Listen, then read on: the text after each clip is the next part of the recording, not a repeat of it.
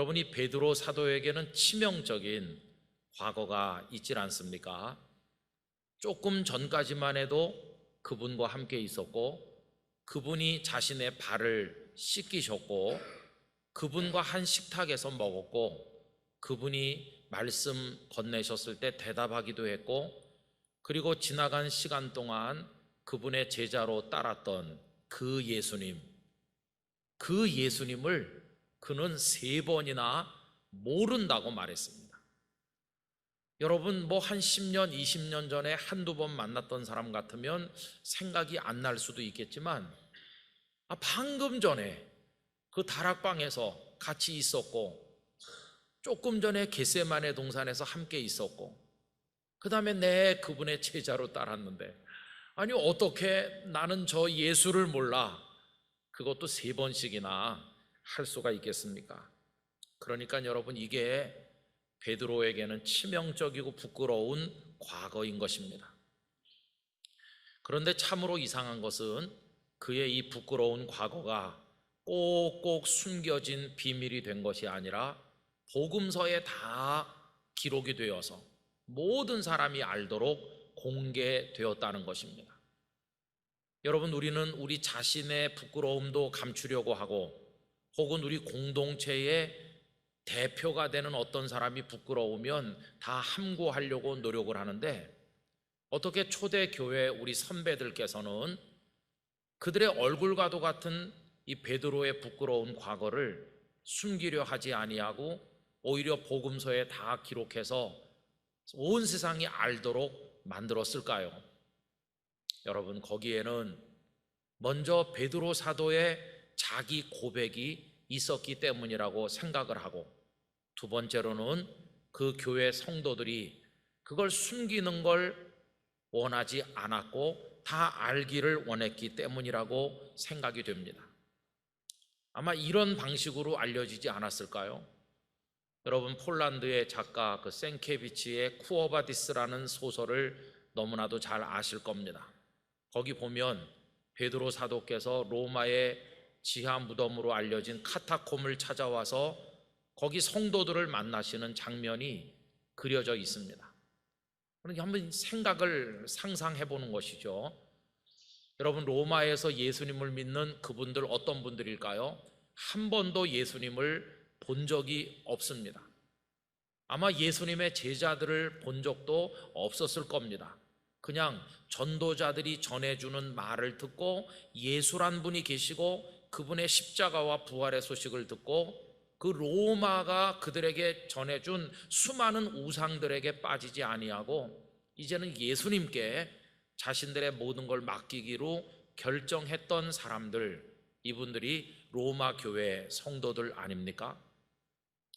그런데 이분들은 예수님을 본 것도 아니고 제자들을 직접 만나지도 않았을 텐데도 얼마나 그 신앙이 돈독한지, 네로 황제의 치하에서 신앙을 위해서라면, 주님을 위해서라면 기꺼이 생명을 내놓는 걸 두려워하지 않았던 우리가 존경에 마땅한 믿음의 선배들이었습니다.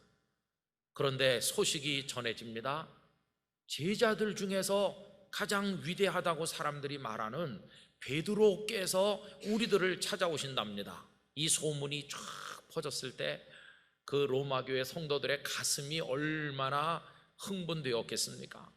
베드로가 오신대. 그러면서 베드로를 기다리지 않았겠어요? 여러분, 베드로는 그들에게 어떤 분입니까?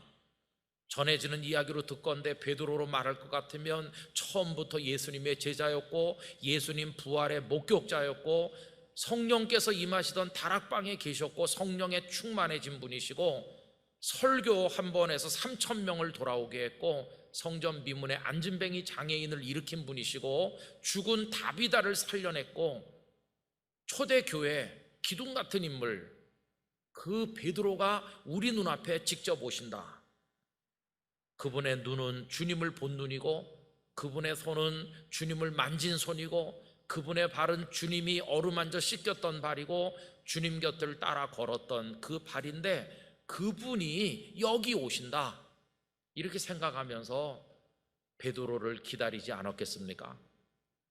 그리고 베드로 사도께서 컴컴한 그 카타콤에 나타나고 몸은 어둠 속에 있지만 영혼은 주님의 은총의 비달에 있는 그 성도들과 처음으로 만났을 때 눈물로 서로 환영하고 축복하면서 그들이 숨죽여 듣는 가운데 드디어 베드로 사도의 설교가 시작이 되었겠죠.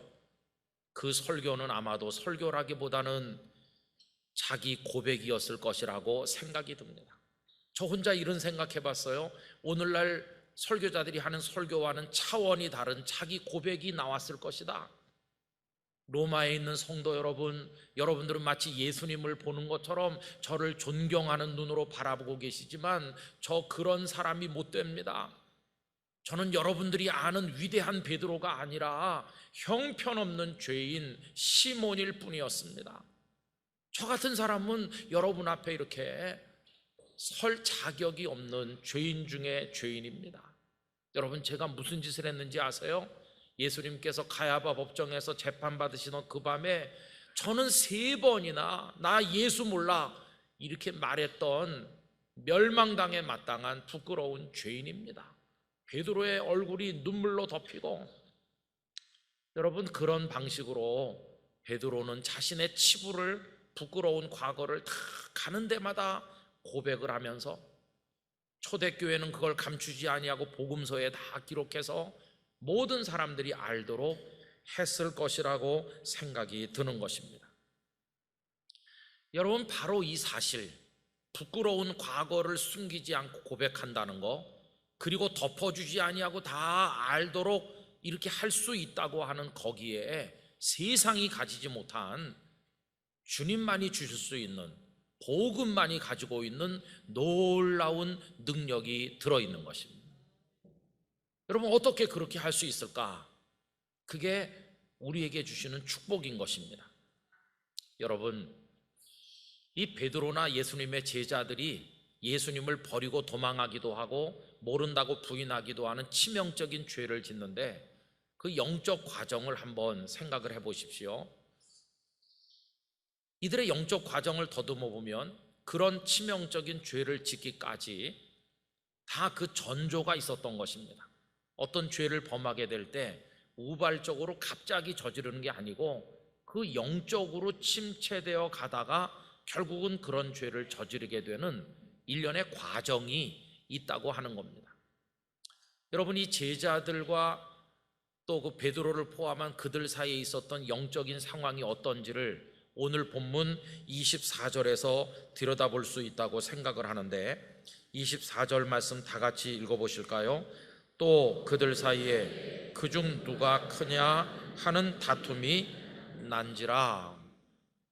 제자들이 서로 갈등하고 다투는데 우리 중에 누가 크냐? 아마도 예수님께서는 12명의 제자를 다 뽑으신 다음에 한 줄로 세워놓으시고 서열을 정해주시지는 않았을 거라고 생각합니다.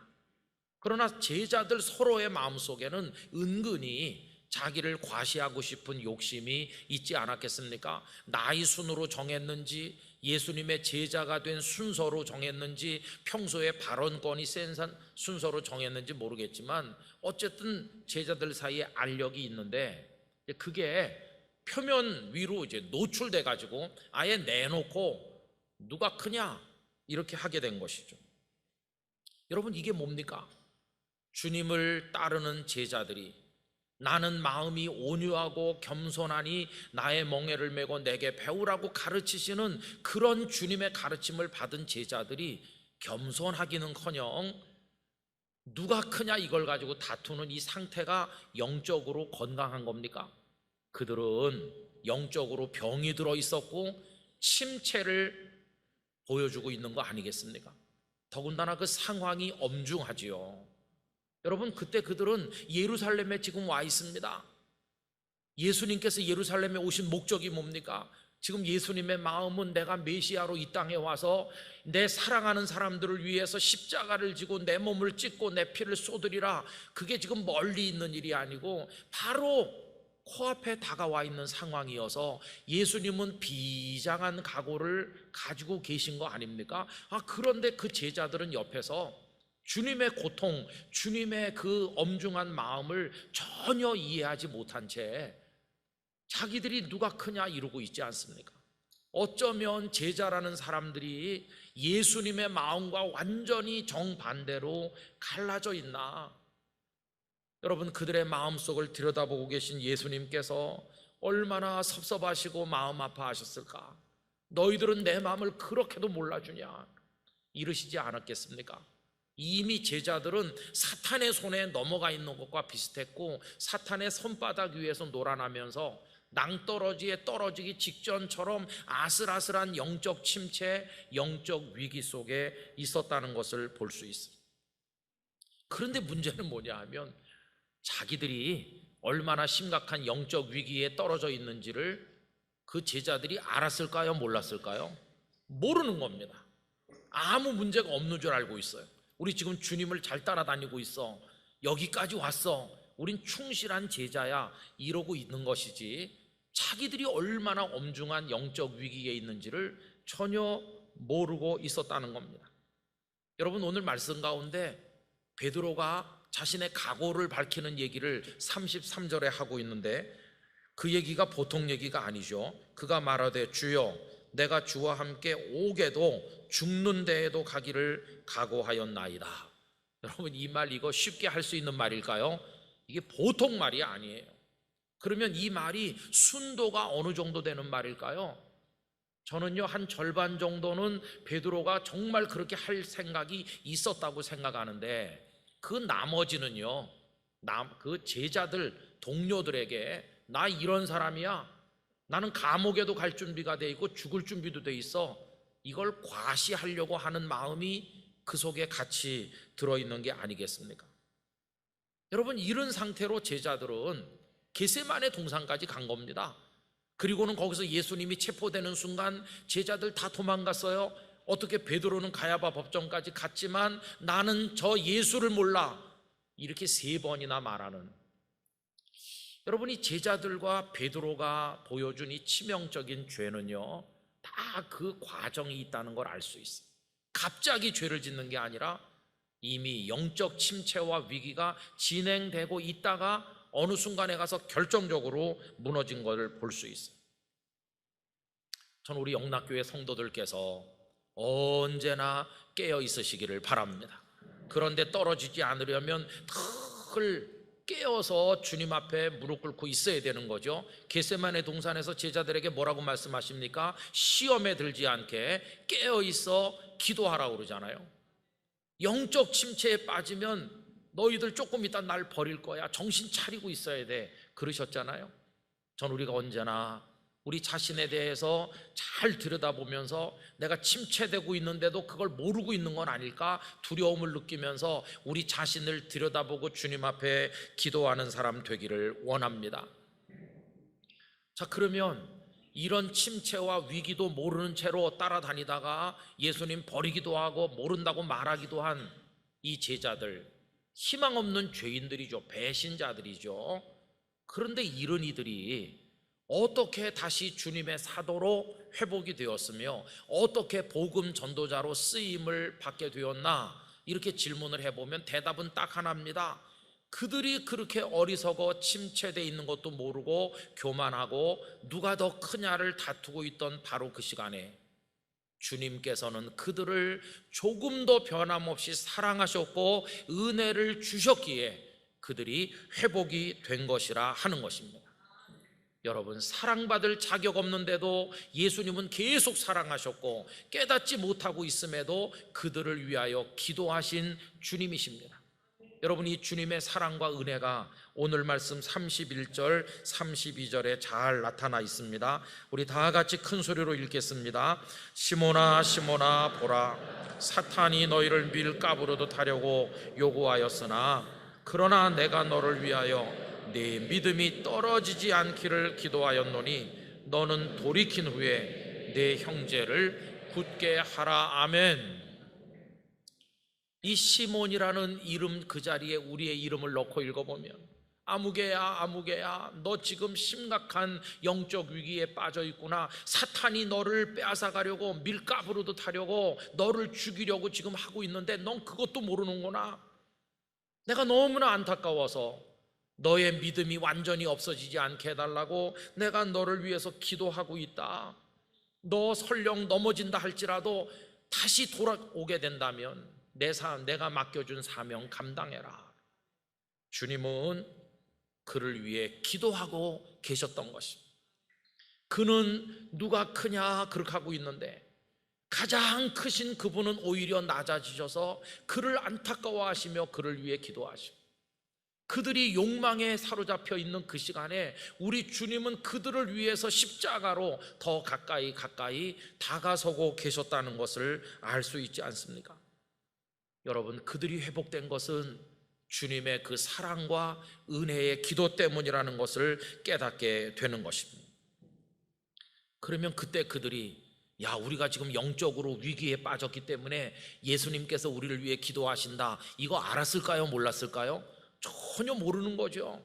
자신들은 아무 문제가 없다고 생각하고 있는데 사실은 너무도 큰 위기에 빠져 있는 거고, 그들이 회복된 건 주님의 변함없는 사랑의 기도 덕분인 것을 그들은 그 당시에는 알지 못하고 있었으리라 하는 것입니다.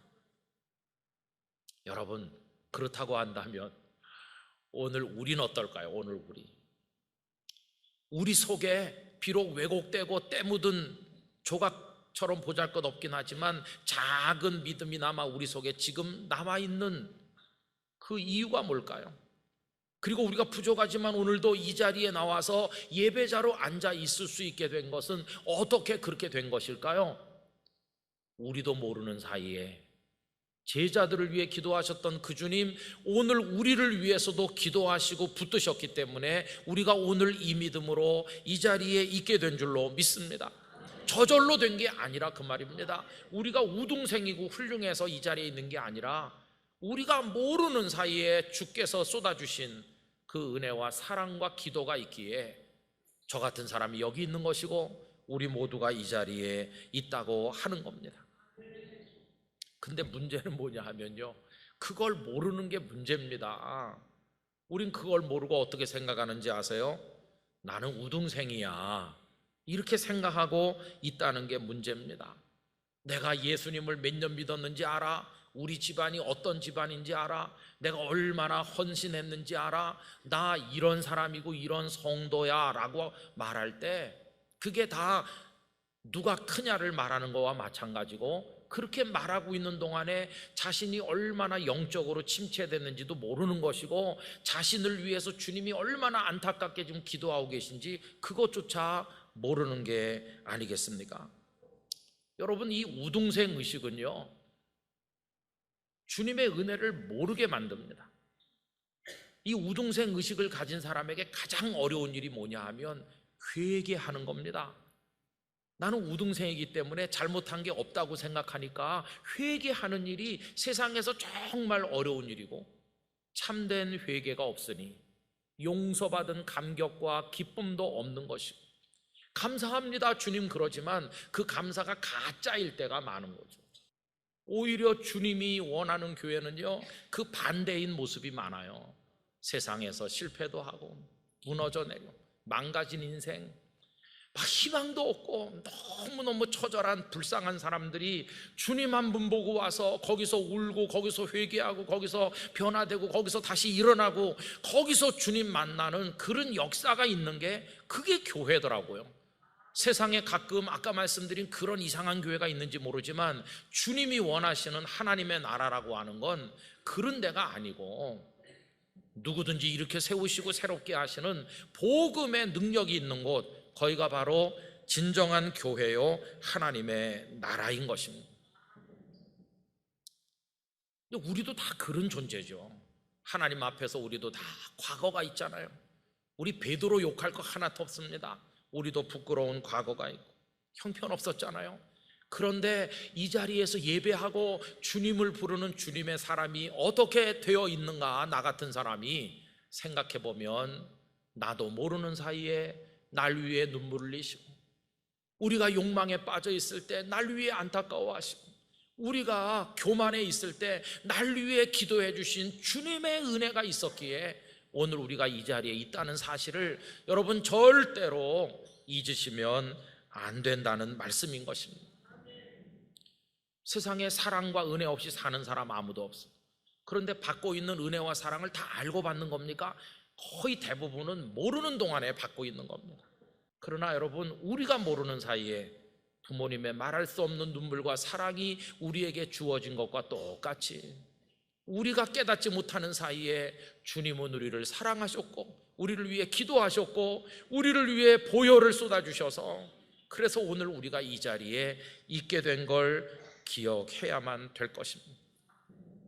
우리가 딴 데 보고 있을 때도 주님은 우리 보고 계셨습니다. 우리가 욕망 가운데 내가 크냐 네가 크냐 이루고 있을 때도 주님은 안타까이 기도하셨습니다.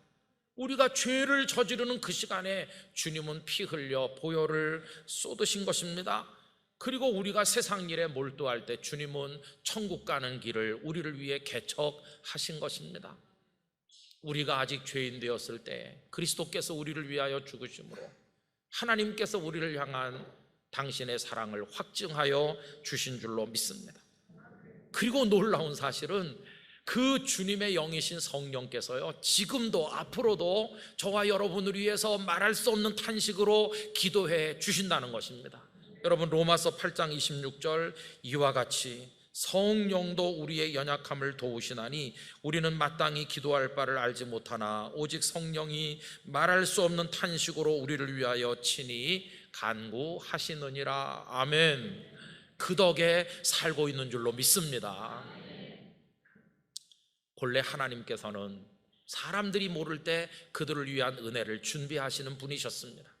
노아와 그의 가족들이 아무것도 모르고 답답해할 때 하나님께서는 이미 그들을 기억하시고 물이 줄어들도록 하시며 신천신지를 준비하신 하나님 아니십니까? 아직 이스라엘 민족이 생기기도 전에 가나안 땅을 준비하신 하나님이셨습니다. 그들이 어떻게 바다를 건널 수 있을지 아무것도 모를 때 홍해 앞에 도착도 하기 전에 하나님은 바다를 가를 준비를 다 하고 계신 줄로 믿습니다. 하나님은 우리가 모르는 사이에 은혜를 준비하신 그런 분이십니다. 그 은혜, 그 사랑, 알지도 못하면서 받은 그 사랑 덕택에 오늘 우리가 이 자리에 있으니 우리가 다 오늘의 베드로가 된 줄로 믿습니다. 그렇다고 한다면 우리가 할 말이 뭘까요? 베드로가, 여러분, 저는 그런 사람이 아니에요. 저는 위대한 베드로가 아니라 형편없는 죄인 시몬일 뿐이었습니다.